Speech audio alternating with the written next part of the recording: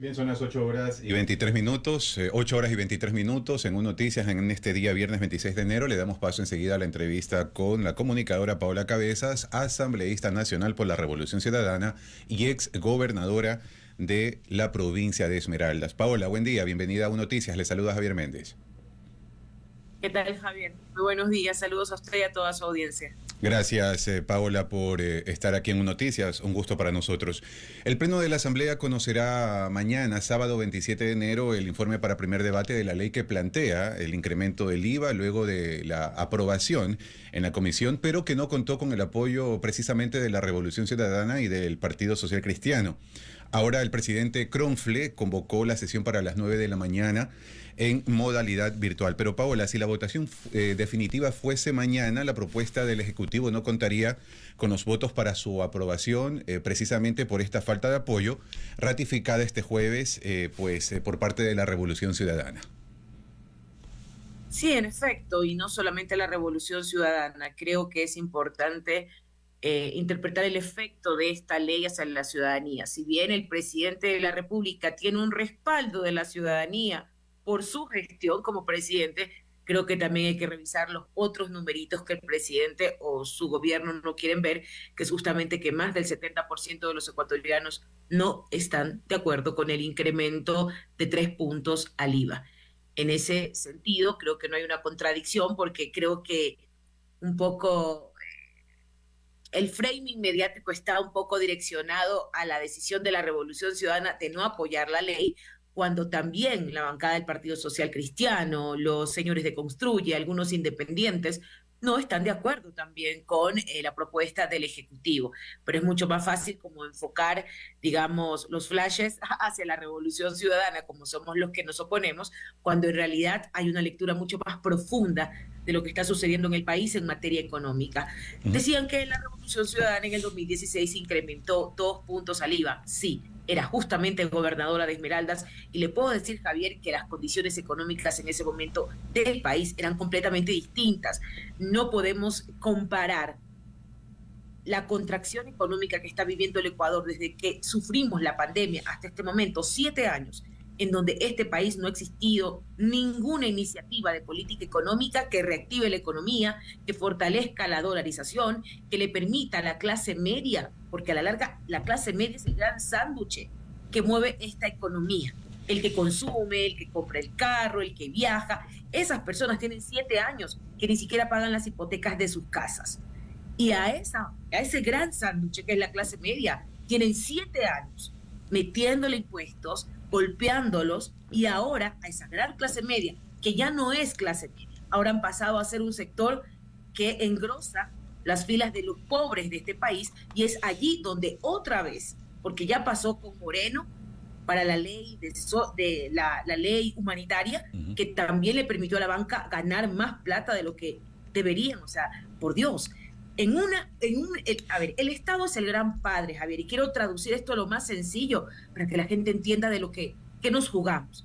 El Estado es el gran padre y un padre responsable sabe cómo tiene que distribuir la economía para no golpear a los menos favorecidos. Y precisamente, Tiene Paola, 7 años. ante esto, Paola, la Revolución Ciudadana, pues ahora aboga por unificar estos informes de minoría y que llegue al Pleno. Entre las propuestas de parte de su bancada está la contribución especial de hasta el 35% para la banca, por un lado, y también del 1% al patrimonio desde $1 millón.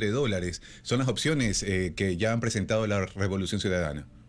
Sí, y son opciones legítimas. ¿Sabes por qué, Javier? Como le decía, son 7 años en donde la balanza se giró, se ha venido protegiendo a los grandes capitales, la banca ganó como nunca antes en la historia, cerca de 2.200 millones. En ganancias netas estamos hablando 700 millones, una contribución única, que usted ha dicho, de 35% por este flagelo que está viviendo el país. Creo que sería demostrar que en realidad quieren a su país, porque es aquí donde se brindan las condiciones para que ellos puedan generar riqueza. Sin embargo, sacan los recursos. Bajaron el ISD a 3 puntos. Hoy estamos pidiendo que se incremente. Dicen muchos, no, pero ¿por qué? El tema es que sacan dólares de aquí en muchas ocasiones a paraísos fiscales, porque no es la persona de clase media que saca plata de aquí, no es la persona que tiene la tiendita del barrio o que vende pescado frito en una esquina, la que saca plata de aquí. No, sigue siendo los que tienen grandes Paula, capitales que Paula, compran Paula, pero hablemos de lo que precisamente su bancada está proponiendo en honor al tiempo. Pues no, la Revolución Ciudadana insiste en esto, ¿no? Que no es la solución, ¿no? Subir el IVA al 15%. Incluso su colega, el legislador Blasco Luna, elaboró este informe de minoría en el que asegura que incrementar el IVA es antitécnico y que afectará a los ecuatorianos. Pero ¿cómo se va a trabajar en esta contribución especial de hasta el 35%? Explíquenos eso, por favor. Eso es sencillo. Primero porque son datos reales con los cuales se cuenta ya esos recursos, la banca los ganó. Es una contribución directa que sencillamente tienen que pagarla de inmediato, porque eso es lo que están un poco confundiendo. Claro, el IVA es un impuesto indirecto que rápidamente cuando realizas compras puedes recaudarlo. Pueden hacer exactamente lo mismo con el ISD, pueden hacer exactamente con la contribución a los excedentes que ha ganado la banca y exactamente, mi estimado Javier, se puede hacer lo mismo con los evasores tributarios. Aquí el país no puede salir adelante si hay unos que nos ponemos el hombro al país y hay otros que evaden descaradamente impuestos. En este país las 500 fortunas más grandes deben 2.000 millones de dólares. Y esto sin intención de polemizar. Si el mismo grupo económico del presidente Noboa diera el ejemplo, pagando los 140 millones que le debe al fisco ecuatoriano, allí tendríamos muchos recursos, plata, así, con contante y sonante, para poder intervenir en los temas de seguridad que son tan necesarios. Pero Javier, no nos olvidemos que si no hay un plan de intervención social, estos serán simplemente paños de agua tibia a un problema que es estructural. Correcto. Ojalá Ahora, entendiendo el gobierno también en esa misma lógica. Paola, Jorge Acaiturri del Social Cristiano ha dicho pues también que no cree que este archivo del informe de mayoría sea el mejor camino y considera que aún existe la posibilidad de diálogo y llegar a acuerdos para financiar el conflicto interno en el que vive el país. Pero también desde el oficialismo, y eso quisiera saber cuál es su análisis, prefieren no hablar aún de votos ni posturas definitivas. Recordemos, ¿no? Si bien el informe para primer debate se aprobó con 5 de 9 votos en la comisión, saben que en el Pleno, sin la Revolución Ciudadana, es decir, sin el correísmo y sin el Partido Social Cristiano, la norma se vuelve prácticamente un imposible, Paola. Insisto, y no solamente el Partido Social Cristiano, la Revolución Ciudadana, sino que también Construye y los independientes. Yo creo que es importante que el Ejecutivo aprenda a escuchar, porque en un espacio de diálogo político es necesario que también interpretemos y sepamos escuchar, porque si bien el presidente de la República tiene, sí, eso es indiscutible, lo dice la ley, la iniciativa para temas económicos, eso no implica que la Asamblea Nacional pierda su rol de legislador. Nosotros tenemos toda la facultad de modificar y hacer propuestas distintas a la propuesta presentada por el presidente de la República. Entonces, no estamos nosotros o proponiendo algo que no se pueda hacer y que vaya en realidad con la dinámica económica que está viviendo el país.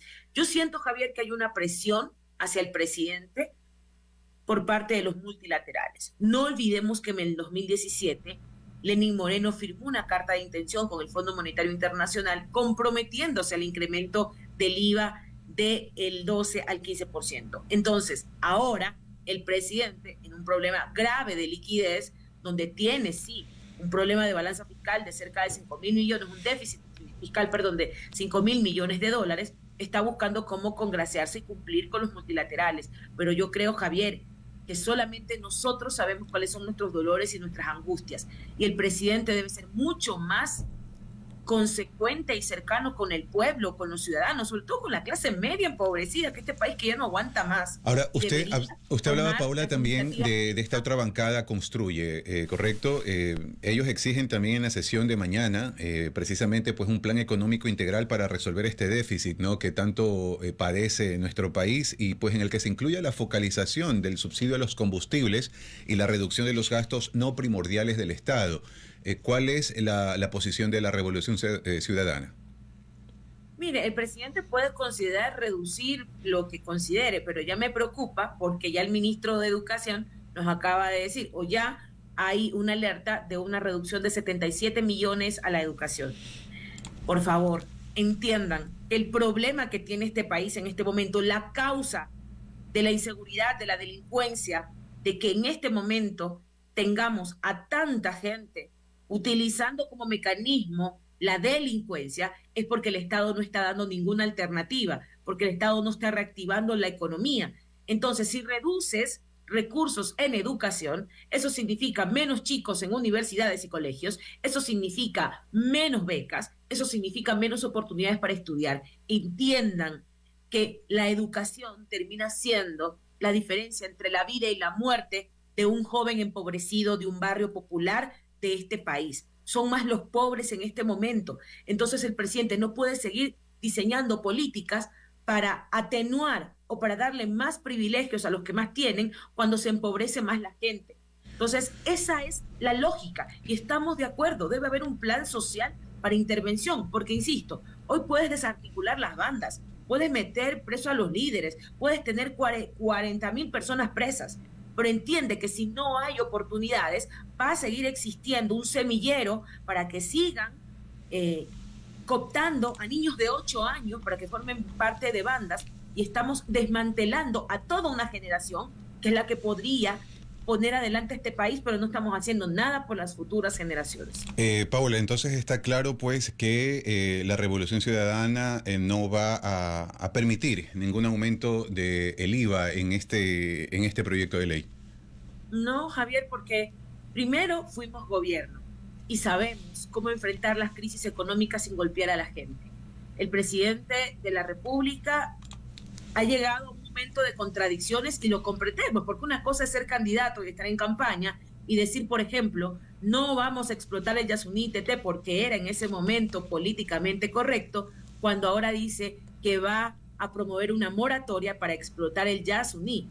Esa es la diferencia, porque nosotros sabíamos que había un déficit fiscal de 5.000 millones y para cubrir esos 5.000 millones tenemos que saber de dónde. Por eso, nuestra propuesta a la presidencia de la República fue justamente hay que continuar explotando el Yasuní. Hoy el presidente se da cuenta que una cosa es con guitarra y otra cosa es con violín. Una cosa es ser candidato y otra cosa es ser presidente. Entonces, lo que estamos diciéndole al presidente Javier son propuestas que son viables, que sirven para evitar un choque económico mayor, para evitar menos contracción económica, porque téngalo por seguro, Javier. ¿El presidente cree que va a recaudar más? No, la gente va a dejar de comprar. Entiéndase. Paola, por otro lado, y ya para cerrar la entrevista, también tuvieron en la Asamblea pues la visita de la Fiscal General del Estado, Diana Salazar Méndez, y pues con su informe de gestión anual, y ha dicho alto y claro, ¿no? El mensaje ha sido no a la impunidad sobre el caso Metástasis. ¿Qué análisis le merece, Paola? Bueno, una rendición de cuentas sobre los delincuentes muertos. Todavía no nos dice nada sobre los narcotraficantes vivos. Yo creo que hay muchísimas cosas que quizás quedaron pendientes en la rendición de cuentas de la señora fiscal, pero bueno, ya le tocará a la Asamblea Nacional, porque de acuerdo a lo que dice la Ley Orgánica de la Función Legislativa, estos informes pasan a comisiones permanentes para que se verifique si la información que se dio allí contrasta o es real con la información que se ha venido generando dentro de la gestión de cada una de las autoridades. ¿Y a qué se refiere Diana Salazar, Paula, cuando dice que está consciente ella y que la Fiscalía también de que les resulta incómodo a algunos grupos políticos y también a algunos sectores delincuenciales? Incluso ha hablado del expresidente Rafael Correa mencionando que alerta del trabajo de la justicia con el único fin de entorpecer la acción, y ha planteado pues la pregunta de que quién está financiando el terrorismo. Todo en un solo informe ante la Asamblea. Mire, la señora fiscal debería dejar de injuriar más y debería ser más eficiente y efectiva en su trabajo. La señora fiscal no habló del caso Danubio, la señora fiscal no habló de manera más directa del caso León de Troya, la señora fiscal está preocupada en este momento de nosotros, pero todavía sigue campante el cuñado del señor Guillermo Lasso. La señora fiscal está preocupada de nosotros, pero todavía... Pero no, Paula, ¿eso le quita importancia o la necesidad de investigación en caso de Metástasis? Pregunto. No, Javier, no le quita importancia. Lo que pasa es que demuestra que la señora fiscal tiene una agenda, que prioriza unos casos y se olvida de otros. Nos encantaría saber quién mató a Fernando Villavicencio, quién mató a Cherres, que era justamente la cabeza que dirigía toda la estructura de corrupción del gobierno de Lasso. Mire, Javier, yo no le estoy diciendo que la fiscal no investigue. Hoy por hoy la ciudadanía está contenta que por fin hay una persona que esté haciendo su trabajo, pero no selectivo, no enfocado con el odio. La señora fiscal, siento en ocasiones que ella está haciendo a veces un trabajo con un odio y con una dedicación a un grupo político. Mire, está bien que trabaje, está bien si ella tiene las pruebas, que las muestre, que investiga todas las investigaciones que quiera, pero que no sea selectiva. Así nos encantaría que con el fervor que se dedica hacia la Revolución Ciudadana, insisto, nos diga quién mató a Fernando Villavicencio, cuando ya hay por ahí indicios por dónde viene el tema, que nos diga qué pasó con Cherres. Mataron a la única persona que podría desenmascarar o desenmarañar toda la corrupción del gobierno de Lasso. No nos dice nada. Listo, Paola. Entonces, así también quisiéramos que hagan énfasis, porque si hay algo cierto en este país, quien puso toda la estructura del Estado para que permeara el narcotráfico es el gobierno de Guillermo Lasso, y Listo. de eso no se dice nada. Paola, por otro lado, y pues cerramos con esto, México aún no ha decidido la suerte del ex vicepresidente Jorge Glass Espinel como huésped, ¿no? Y ya Gabriela Sommerfeld ha informado pues que desde el pasado sábado la Oficina Diplomática de México no decidía aún sobre el asilo a Jorge Glass. ¿Cuál es su postura al respecto? Bueno, en este caso, México es un país soberano y que tiene que analizar todo lo que considere respecto a la petición que ha hecho nuestro compañero Jorge Glass. Eso yo quisiera ser respetuosa porque, insisto, México tiene toda la facultad, en este caso, de tomarse el tiempo necesario para analizar los documentos y todo el asunto que involucra la posibilidad de entregar un asilo, y es evidente que las condiciones que está viviendo el país es notorio que hay una, insisto, Javier, hay un libreto dedicado a la Revolución Ciudadana, y mientras no haya garantías en este país, yo creo que lo mínimo que puede hacer Jorge Glass es pedir justamente salir del país. Recordemos precisamente que Glass y otros dos exfuncionarios son enjuiciados por un supuesto peculado en obras públicas contratadas luego del devastador terremoto en el 2016, que precisamente pues fue aumentado el IVA en pues un 2%. Muchas gracias, Paola. Tendremos otras oportunidades para poder dialogar. Siempre será un gusto, Javier. Un excelente día. Abrazos grandes.